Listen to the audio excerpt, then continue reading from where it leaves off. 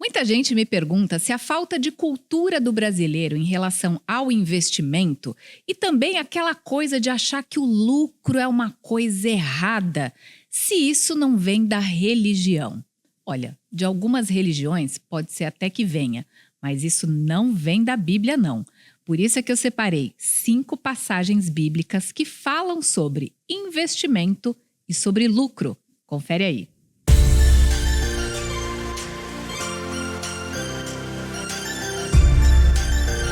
Olá, eu sou Patrícia Lages, autora de 5 best-sellers sobre finanças pessoais e empreendedorismo. E o meu 5º best-seller, eu uso várias passagens bíblicas para explicar conceitos de administração e de finanças. E também nós acabamos de publicar um vídeo onde eu uso 6 passagens bíblicas para falar sobre dívidas. E esse conteúdo causou aí uma certa curiosidade das pessoas de saberem mais, porque muita gente nem sequer sabia que na Bíblia consta a palavra dinheiro ou palavras como investir, lucrar. Parece tão errado querer lucrar em cima dos outros, né, como as pessoas falam, mas a verdade é que uma coisa é o que as pessoas imaginam ou deduzem sobre o cristianismo e outra coisa é o que a Bíblia diz. Por isso a gente está trazendo hoje 5 passagens que falam sobre investimento e sobre lucro. Então, sem demora, já dá uma olhada aí no primeiro. Na casa do sábio há comida e azeite armazenados, mas o tolo devora tudo o que pode. Provérbios 21, 20. Eu já ouvi de muitas pessoas que têm o cristianismo como base da sua fé perguntas do tipo, mas vem cá, se eu ficar armazenando dinheiro, guardando dinheiro, isso não significa que eu vou deixar de confiar em Deus, de depender de Deus? Bom, uma coisa não tem absolutamente nada a ver com a outra. Por que não? Porque olha só, quando a gente vê aqui um provérbio como esse, né? Na casa do sábio, há comida e azeite armazenados, a gente entende que a pessoa que é sábia, ela vai ter ali uma reserva. Para quê? Para que ela não passe necessidade. Então, nós como cristãos, nós temos uma certa obrigação de dar um bom testemunho, de dar um bom exemplo. E quando é que você dá um bom exemplo, se não quando você tem ali a sua reserva, quando você não depende de ninguém, quando você não passa necessidade, quando você não se vê em apuro. E como é que você faz para não se ver em apuros, não passar necessidade? Quando você, ali do seu sustento, do seu dinheiro, você tem uma parte reservada, armazenada. Por quê? Porque o tolo é aquele que come tudo, né? Como diz aqui, o tolo devora tudo que pode. Quando a gente coloca isso em relação ao dinheiro, a gente entende aqui que Salomão está dizendo que é o tolo que devora todo o seu salário. É o tolo que acaba com tudo o que tem de uma vez só e que não armazena nada. Por quê? Porque na casa do sábio há comida e azeite armazenados. Então, quando você pensa assim, não, eu recebo meu salário, eu gasto tudo, porque no mês que vem tem outro salário. Tem gente até que fala assim, Deus proverá. Pois é, mas e se você perde o seu emprego? E se você tem uma emergência? Da onde é que você vai tirar dinheiro se você não tem nenhuma reserva? Se você não armazenou nada? Se você devorou tudo? Então, a gente vê aqui que é preciso que a gente tenha um planejamento, é preciso que a gente saiba investir o nosso dinheiro para que quando a gente precisar, a gente tem para onde correr. Tá certo? Vamos para o próximo. Pois a quem tem, mais será dado, e terá em grande quantidade. Mas a quem não tem, até o que tem, lhe será tirado. Mateus 25, 29. No livro de Mateus, o capítulo 25, fala sobre a parábola dos talentos e é uma das maiores lições sobre a necessidade de que a gente venha multiplicar o nosso dinheiro. Porque como que é essa parábola, né? Um senhor pegou lá 3 dos seus servos e para cada um dos servos ele deu dinheiro. Para um servo ele deu 5 talentos, que era o nome da moeda, ele deu 5. Para o outro ele deu 3 e para um outro servo ele deu 1. E ele deu a mesma ordem para todos os 3. Vocês devem pegar esse dinheiro e multiplicar. Eu vou viajar e quando eu voltar, eu quero receber aquilo que é meu multiplicado. E por que ele deu 5, 3 e 1? Se o total de dinheiro ali que ele distribuiu era 9, por que ele não deu 3 para cada um? Porque aquele senhor era sábio, então ele deu para cada um conforme a capacidade de cada um. Aquele que era mais capaz, ele mandou multiplicar mais, 5 talentos. O outro, 3. E o outro que era menos capaz, ele deu 1 só. Então ele não sobrecarregou ninguém. Ele distribuiu conforme a capacidade de cada um, a capacidade de administrar. Aquele que recebeu 5 dobrou o dinheiro e quando o senhor voltou, ele tinha 10 para entregar.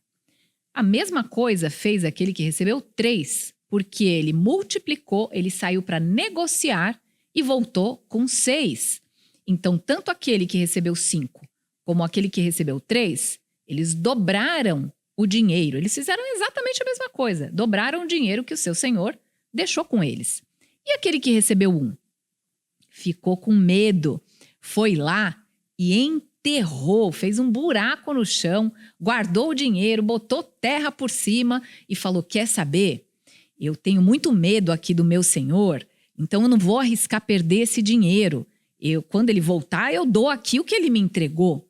E aí, quando o senhor voltou, ele ficou satisfeito com os 2 que multiplicaram, que dobraram o dinheiro e ficou muito zangado com aquele que simplesmente devolveu o que ele já tinha. E ele falou, por que você fez isso? Por que você não saiu para negociar? Por que você não foi lá falar com os mercadores para multiplicar o dinheiro que eu deixei com você? E ele não sabia o que responder, a não ser, eu tive medo, tá aqui o que é teu, acabou. Ou seja, ele não fez aquilo que era devido, que era esperado que ele fizesse com o dinheiro que ele recebe. A mesma coisa nós. Nós temos um Senhor que nos dá a inteligência, o trabalho, a capacidade para a gente fazer dinheiro. Mas com aquele dinheiro que a gente recebe, a gente precisa fazer o quê? Multiplicar. Então, você que achava que era errado investir o seu dinheiro, obviamente, investir em coisas idôneas. A gente não está falando aqui de golpe de pirâmide financeira. A gente está falando de investimentos reais, ali, oficiais, né? Idôneos. Então, é esperado que a gente venha multiplicar aquilo que a gente recebe. A Bíblia toda fala em multiplicar, sempre em crescer, não em ter medo, em guardar, em esconder, em não negociar, nem em torrar tudo. Percebe? Mas tem mais coisa aí para a gente refletir. Olha o próximo. Até quando você vai ficar deitado, preguiçoso? Quando se levantará do seu sono? Tirando uma soneca, cochilando um pouco, cruzando um pouco os braços para descansar, a sua pobreza o surpreenderá como um assaltante. Provérbios 6, 9 a 11. Esse aqui é bem claro, né? Um provérbio que fala o que acontece com aquela pessoa preguiçosa, aquela que está sempre dando uma desculpa para não fazer ou para fazer o mínimo. É da preguiça que vem a pobreza. Mas aí, de repente, você fala assim, não, eu não concordo com esse provérbio aí não, isso aí está errado. Por quê?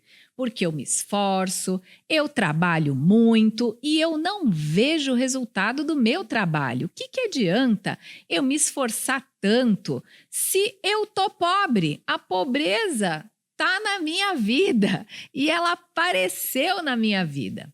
Mas olha só, aqui fala que nós não devemos ser preguiçosos, ou seja, que tudo aquilo que a gente vai fazer, a gente precisa fazer com empenho, com afinco, bem feito e com inteligência. Então, se de fato você trabalha num lugar que você diz assim, olha, Patrícia, o lugar onde eu trabalho não tem futuro, ali ninguém me valoriza. Você não tem ali nenhuma lei que te obrigue a você ficar lá para sempre. Então, o que você deve fazer? Se mexer. Você não deve ficar ali acomodado, de braço cruzado, reclamando da vida. Você deve ir para cima. Então, se você de fato está num lugar que não te reconhece, que te paga pouco, e você vê que você tem capacidade para fazer mais dinheiro, para trabalhar em outro lugar, para ganhar mais, não fica lá simplesmente acomodado esperando as coisas acontecerem. Vá à luta, se levante, faça o seu melhor. E de repente, se você parar aí e falar, olha, Patrícia, cá entre nós, honestamente, não conta pra ninguém não, mas eu faço muito corpo mole. Olha, se eu puder chegar no trabalho e não fazer nada, é isso que eu vou fazer. Nada. Se eu puder enrolar, é isso que eu vou fazer. E aí você tenta justificar essa enrolação dizendo, não, mas é que a empresa é muito ruim, é que meu patrão não reconhece, é que isso, é que aquilo. Mas, na verdade, não há justificativa para preguiça. Então, se você está num lugar onde não deve estar, não fique acomodado e preguiçoso. Saia de lá, vá buscar um lugar para você, onde você possa multiplicar os seus talentos. E se você está fazendo corpo mole, nem precisa falar, né? Vamos para o próximo. O homem de bem deixa a herança aos filhos de seus filhos. Provérbios 13, 22. Esse aqui é um provérbio que fala sobre o futuro. Olha só, nem sequer está dizendo que o homem de bem deixa herança para os seus filhos, mas ele está dizendo para os filhos dos seus filhos, ou seja, para os netos. Eu tive um avô que fez isso aqui, que deixou uma herança para a minha mãe, né, o pai da minha mãe, e também deixou herança para os filhos, para os netos, né? Ele deixou para todos os seus 5 filhos uma herança e uma herança tal que também vai se estender para os netos. Então, ele foi esse homem de bem que pensou no futuro. Então, de repente, você diz assim, não, mas olha só, eu não tenho herança nenhuma para deixar, eu não me preparei para isso, eu mal vivo com o meu dinheiro.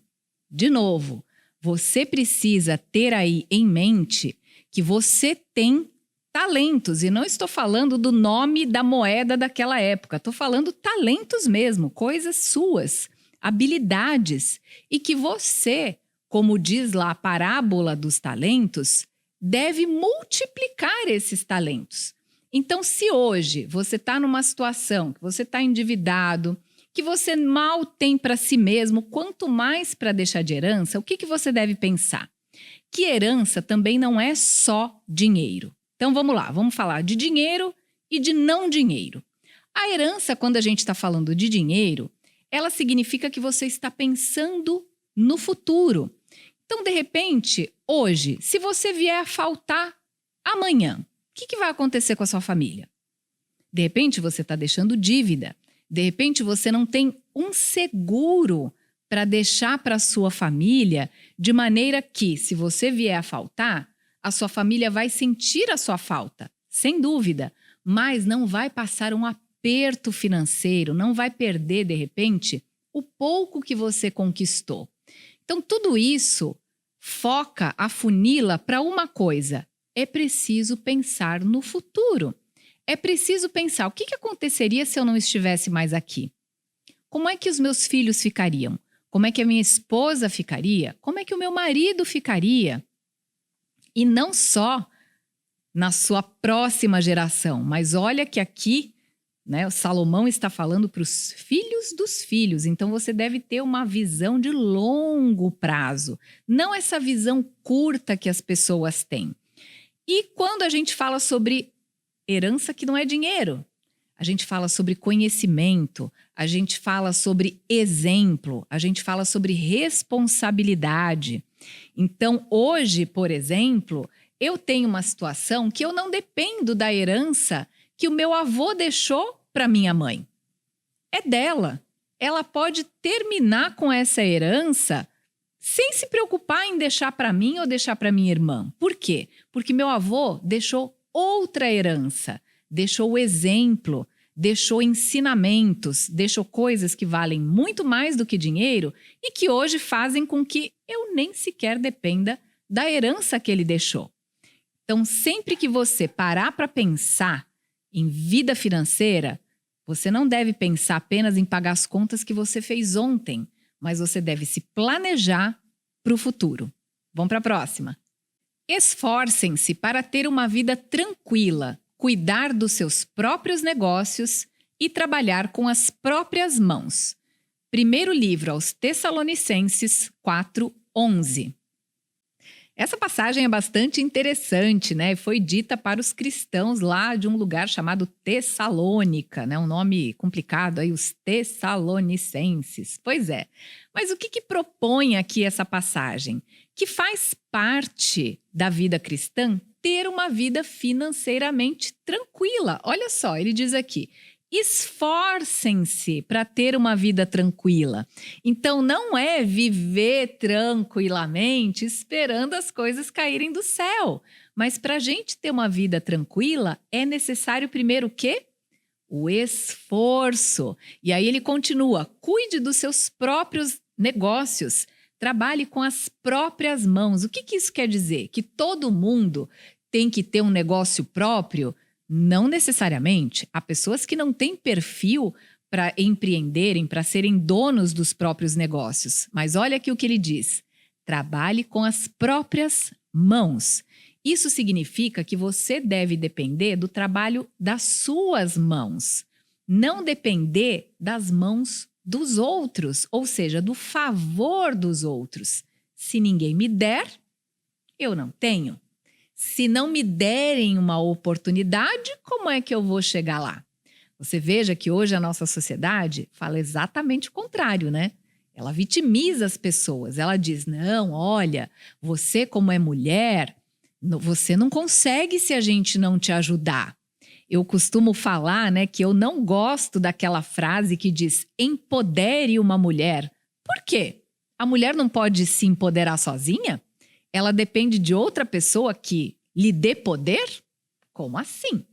A gente está falando de empoderamento ou a gente está falando de pessoas que não têm capacidade de se empoderar, que depende de outras? Não, o que diz aqui para os cristãos lá da Grécia, né, lá da época do apóstolo Paulo, já dizia: dependa de si mesmo, trabalhe com as suas mãos, cuide dos seus negócios e se esforce para que você possa ter uma vida tranquila. É o contrário do que dizem aí. Não, ó, calma aí que a gente vai te ajudar. Não é isso que está escrito.